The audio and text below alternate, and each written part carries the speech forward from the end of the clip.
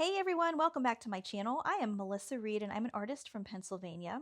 And today I'm going to be working on a piece of watercolor paper that I have taped down to my workstation. I'm going to be working with some high flow acrylics, that's a golden carbon black, and also some water. I've got a 2-inch flat paintbrush, a pen and nib, and I'm going to be using some other things here as we get rolling. This is going to be a mixed media piece because if you've watched any of my other videos, I am a mixed media artist. So we're going to get started here. My plan for this is to lay down a water field and then go in and add dots of the high flow acrylic. So the first thing I'm doing is getting a square of water down on the center of that surface. I'm going to be dipping that pen into the high flow acrylic and creating these, I guess black dots is the best way to describe it. And you can see that where there is more water, they spread out, and where there is less water, they kind of just maintain their dot shape. And this creates an almost like cellular looking pattern, as if you were looking at cells under a microscope.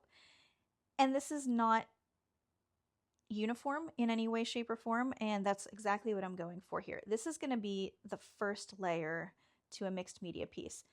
I will go in and absorb some of that extra water in the middle, but then I'm going to let this layer completely dry before I go in and do the next part.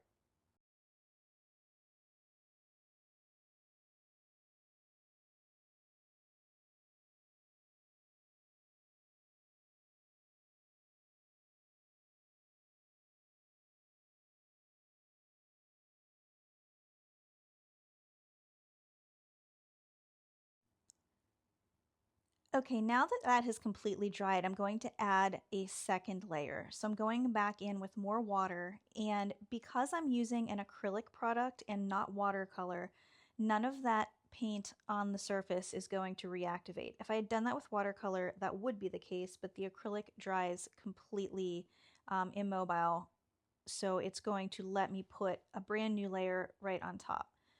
So I'm adding that Quinacridone nickel azo gold, and that is another one of the high flow acrylic, and I am just letting it kind of spread within those water fields that I am making on there. And because this is transparent, it's a transparent color, you can really still see a lot of the black marks underneath, and it really allows you to work in a multi-layered way. Kind of thinking with my hand here on where I want to add the next field of water so that I can add some more of that paint. And ultimately, I decide to create a horizontal stripe on the top and then another vertical on the right hand side. And I'm doing this in the exact same way, just laying down some water and then moving some of that quinacridone nickel azo gold around in that field of water. It spreads pretty well. It actually spreads beautifully the more water you use. I didn't use a ton. I was trying to avoid a lot of puddling, but it does kind of give you more flow if you are working on a wetter surface. So I am just kind of dabbing some of the excess off there. And I'm going to go in and do the same thing on the right hand side there. I'm not making them the exact same height. I do have the one on the right slightly higher, and also I'm extending them below that black and white layer underneath because I want there to be, I'm not looking for that to be the defining bottom of the piece.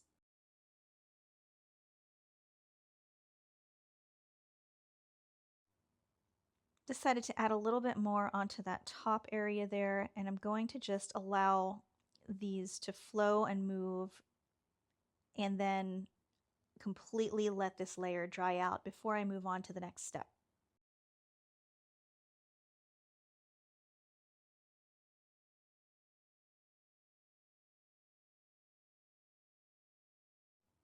Okay, once everything is dried and I have the tape removed, I'm going to go in with some collage, and I had a chunk of collage paper that I had printed out on my inkjet printer with rows of numbers, which I decided I wanted to use with this.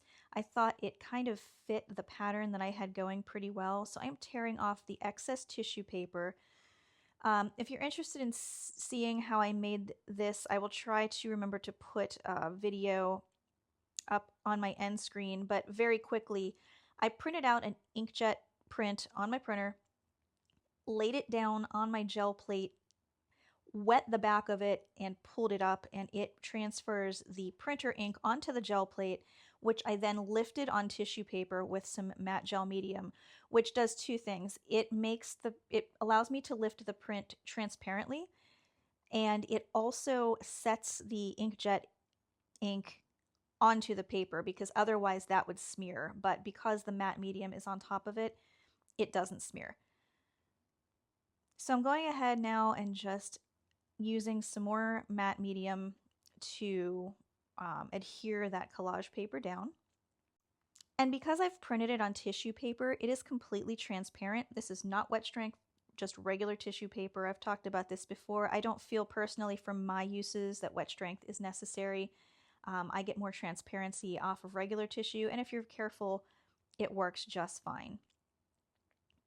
So I'm going in now with a pencil, and I am pushing further the idea of the columns of numbers. So I am just handwriting in pencil across the entire piece basically in rows, but I'm varying them a little, so I'm not just going straight across the whole way to cover up the entire thing. What that's doing is it's pushing that idea of numbers that I used in the collage paper. It's making that make visual sense because it's an element that is carrying through to the top of the piece.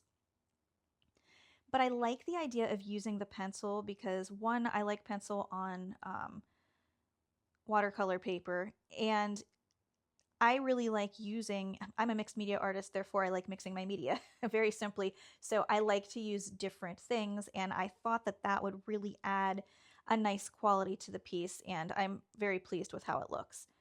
So I'm using that same pencil and making a couple of circles in the middle that I am going to then do a little bit of line work on the outside of with a micron pen.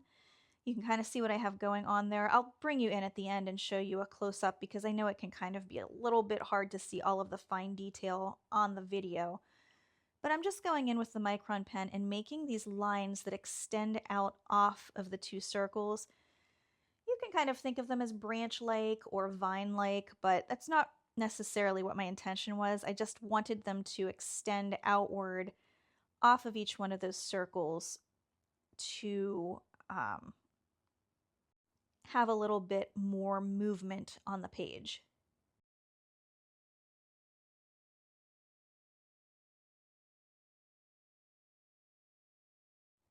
And as I'm working on finishing up these lines and this line work, I'm deciding that I'm probably going to pick up the pencil again and add more penciled in numbers through the center of these circular shapes.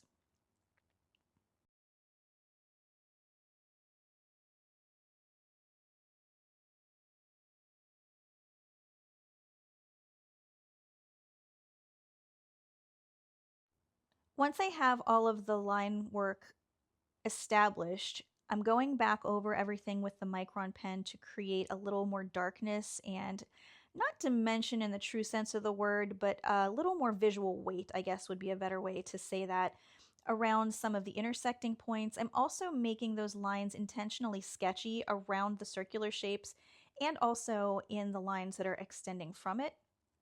It just makes for a more interesting final result than just having the one thin line there, in my opinion. I'm going to just let you watch me work here, finishing up on this line work. And while we're doing that, I just want to say thank you to everyone who has subscribed and who's been giving me all of the thumbs ups and the hypes. I really appreciate it. And if you have been enjoying these mixed media pieces that I am making lately, I just want to let you know that I do put a new video out every Friday morning at 10 a.m. Eastern Time. So make sure you subscribe and set your bell notifications so that you will be alerted anytime I put out a new video. And if you like this one, if you wouldn't mind giving me a thumbs up and hype it out, it really helps me to push these videos out to even more people.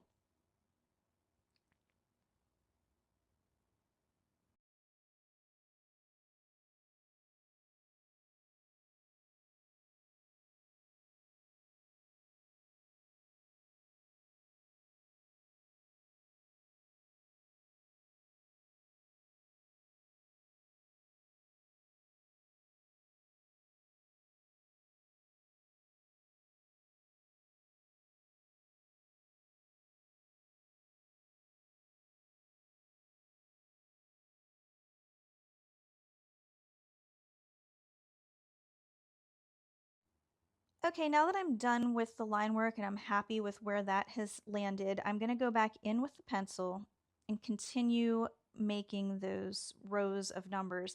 And those are in the same exact style as I did above with the 4-digit series. And I'm doing 4-digit series because that's what I have on the printout down below.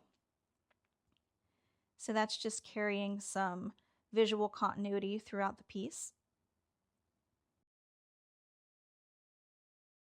And while I'm doing that, I'm thinking what I might want my final step to be, because while I really like it a lot at this point, it feels a tiny bit unfinished, so I'm thinking it needs something a little darker. So I'm going in with some Rowney Payne's Gray, and what I'm going to do is add some splatters, which are going to tie the whole piece together because they're going to kind of be over top of the whole piece without being chaotic and messy. They're just going to add some depth and some darkness to areas that need it. And again, it's a little hard to see right now on the video, but I will take you in for a close-up when I'm all done and let you see the final result.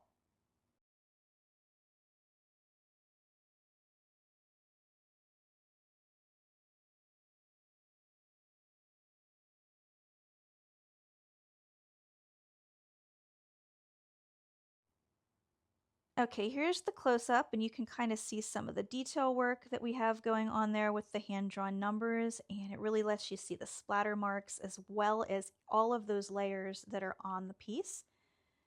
And there it is in its entirety at the end. I hope you enjoyed this process. I love this piece a lot. It's just sometimes everything just clicks in a piece, and that was the case with this one. But you'll have to let me know what you think. And I want to thank you all for hanging out with me again this week, and I cannot wait to see you all back here again next Friday at 10 a.m. for another video. Take care, and I hope you have a great day.